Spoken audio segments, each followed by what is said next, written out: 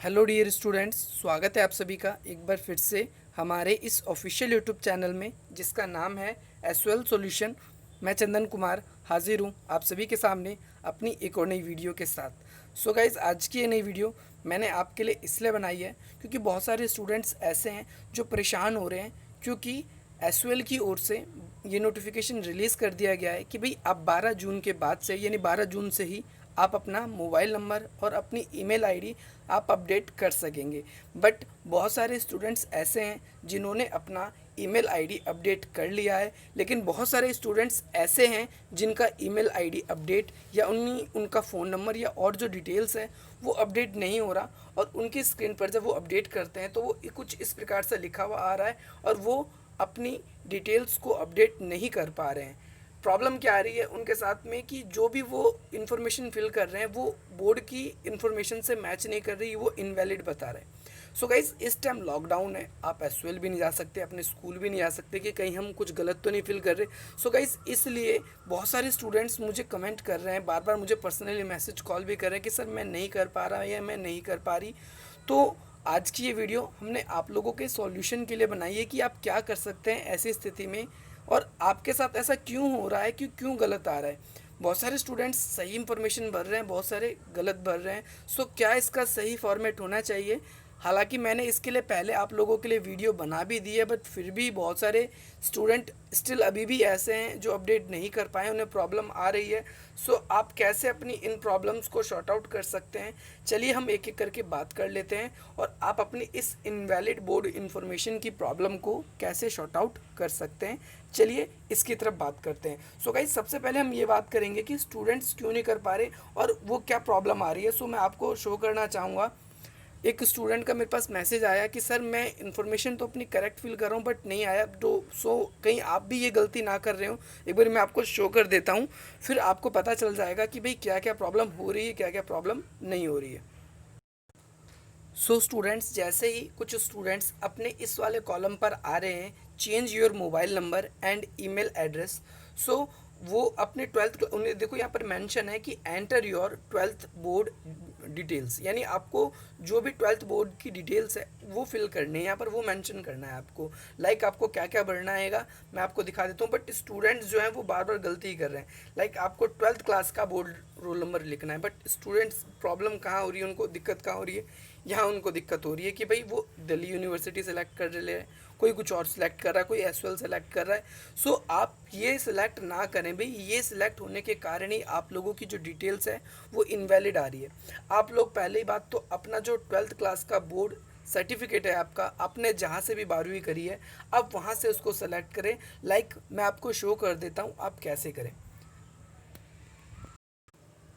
Students, जैसे ही आप अपने स्टूडेंट डैशबोर्ड में प्रवेश करके आप मोबाइल नंबर चेंज करने वाले टैब में आ रहे हैं, यानी इस ऑप्शन को जब आप ओपन कर रहे हैं तो आपके सामने कुछ इस प्रकार की स्क्रीन ओपन होकर आ रही है, जैसा कि आप देख पा रहे हैं। आप लोगों को करना क्या है, यहाँ पर आपको अपनी कुछ डिटेल्स फिल करनी है। यहाँ पर ट्वेल्थ क्लास का बोर्ड भरना है, आपको यहाँ पर क्लास ट्वेल्थ का बोर्ड भरना है।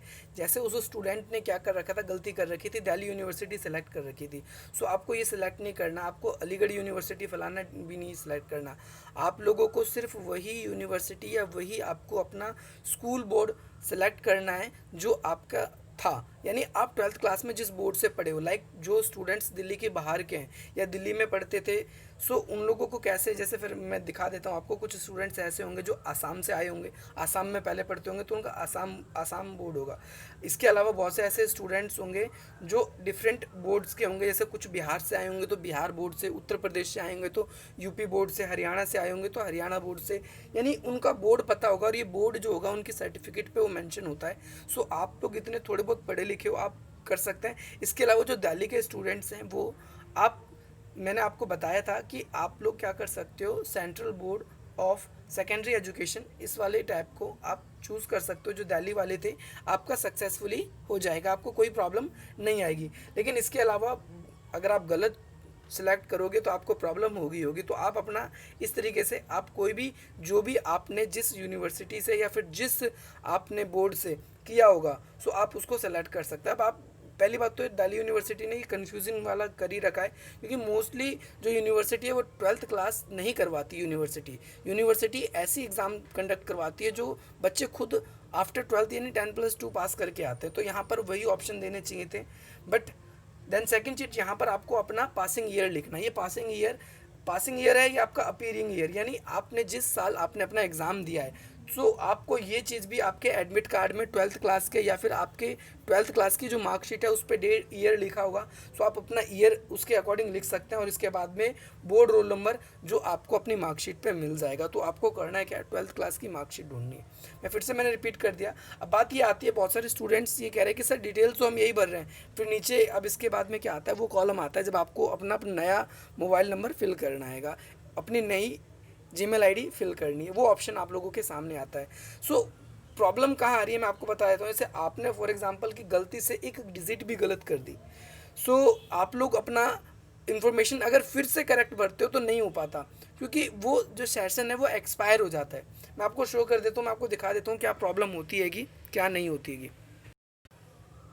आपने गलत इन्फॉर्मेशन फीड कर दी इसके अंदर, तो प्रॉब्लम क्या है, आपका जो सेशन है वो एक्सपायर हो जा रहा है। यानी देखो बहुत से स्टूडेंट्स को पता हुआ ये बात, क्योंकि बहुत से स्टूडेंट्स गवर्नमेंट जॉब वगैरह का एग्ज़ाम देते रहते हैं, तो उन्हें पता होता है अगर हमें एक बार भी कोई इन्फॉर्मेशन किसी फॉर्म में ऐसा होता है अगर हम गलत फिल करते हैं तो वो उसका जो सेशन होता है पूरा एक्सपायर हो जाता है, फिर हमें लॉग आउट करना पड़ता है और फिर दोबारा हमें अपना वो फॉर्म स्टार्टिंग से फिर से फिल करना होता है। तो यही प्रॉब्लम है, अगर आपने एक बार गलती कर दी तो बार बार उसी समय ट्राई करने से अच्छा है आप पहले लॉग आउट करो और उसके बाद फिर से आप उसमें लॉगिन करने का प्रयास करें और उसके बाद फिर डिटेल फिल करें। अब बहुत सारे स्टूडेंट्स ये कह रहे हैं कि सर हमने ऐसा भी कर लिया लेकिन फिर भी नहीं हो रहा। सो गाइज़ मैं आप लोगों को ये कहना चाहूँगा कि जो एसओएल है, एसओएल के अंदर बहुत सारे स्टूडेंट्स पढ़ते हैं और ये जो फैसिलिटी है ये फर्स्ट और सेकेंड ईयर वालों के लिए भी है। सो वो लोग भी इसमें लगे पड़े हैं कि भाई हमारा भी डिटेल्स दोबारा से चेंज हो जाए, क्योंकि मेरे पापा का नंबर था तब मेरे पास तो फ़ोन था ही नहीं, क्योंकि मैं 12वीं पास हुई थी या 12वीं पास हुआ था, तो भाई मैंने अपनी मम्मी का या पापा का नंबर दे दिया। बट अब स्टिल मैंने फ़ोन ख़रीद लिया है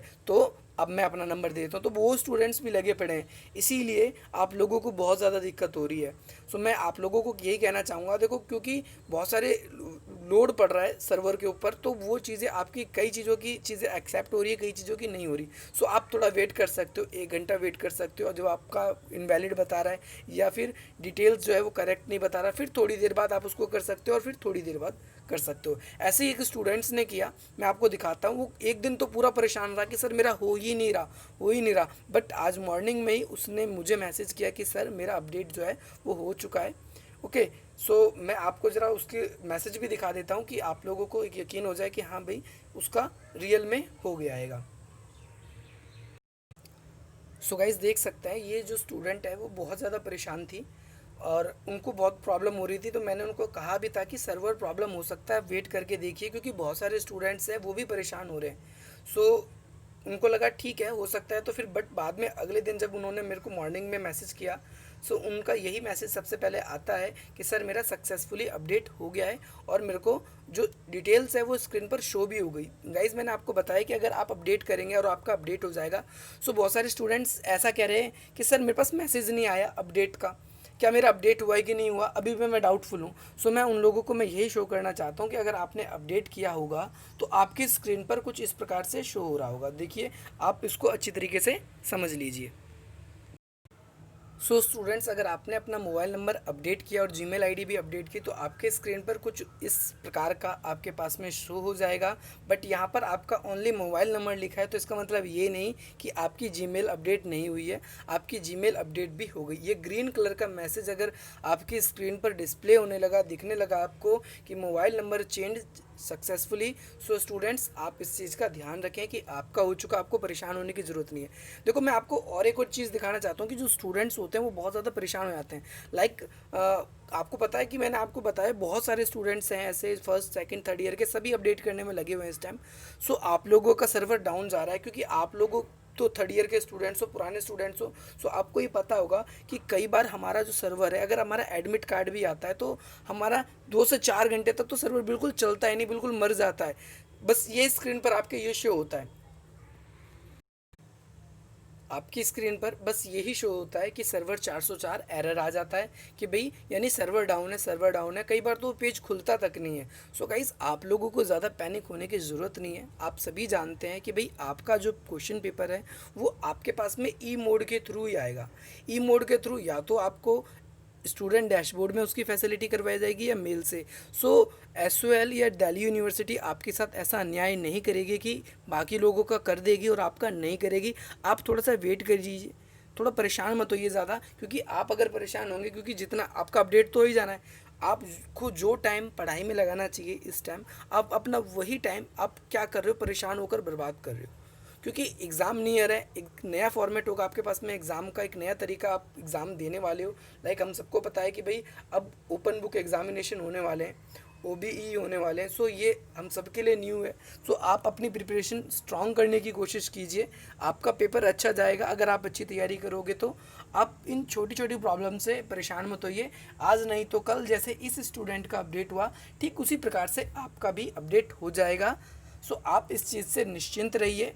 बाकी अगर आपको कोई भी डाउट होता है, अगर आप लोगों को नहीं पता अभी भी कि भाई हम कैसे करें प्रॉपर वे में, तो मैं आप लोगों को एक स्क्रीन शो कर दूंगा। यहाँ पर आप अपने स्क्रीन के थ्रू देख पाएंगे कि भाई कैसे, कि भाई मैं जो हूँ, मैं अपना खुद बिना साइबर कैफ़े जाए मैं कैसे अपना मेल आईडी अपडेट कर सकता हूँ प्रॉपर वे में। मैंने आपको बताया, यहाँ पर शो हो जाएगा। इसके अलावा बहुत सारे स्टूडेंट्स अभी भी कंफ्यूजिंग में है कि मैं एक्स स्टूडेंट हूँ, क्या मेरा पेपर होगा, क्योंकि बैक वाले और एक्स स्टूडेंट वालों में बहुत ज़्यादा कंफ्यूजिंग है। सो वो आप इस लिंक पे क्लिक करके, यहाँ पर जो लिंक शो होगा, आप इस लिंक पे क्लिक करके आप अपने आप को खुद चेक कर सकते हो। किसी से पूछने की कोई आवश्यकता नहीं है कि आप एक्स स्टूडेंट हो या नहीं हो। और गाइज़, इसी प्रकार की लेटेस्ट अपडेट के लिए आप हमारे साथ जुड़ सकते हैं, हमारे चैनल को सब्सक्राइब कर सकते हैं और हमारी वीडियो को और भी मित्रों के साथ शेयर कर सकते हैं ताकि वो भी इसका पूरा का पूरा लाभ उठा सके। सो गाइज़, मिलते हैं हम अपनी अगली वीडियो में। जय हिंद, जय भारत।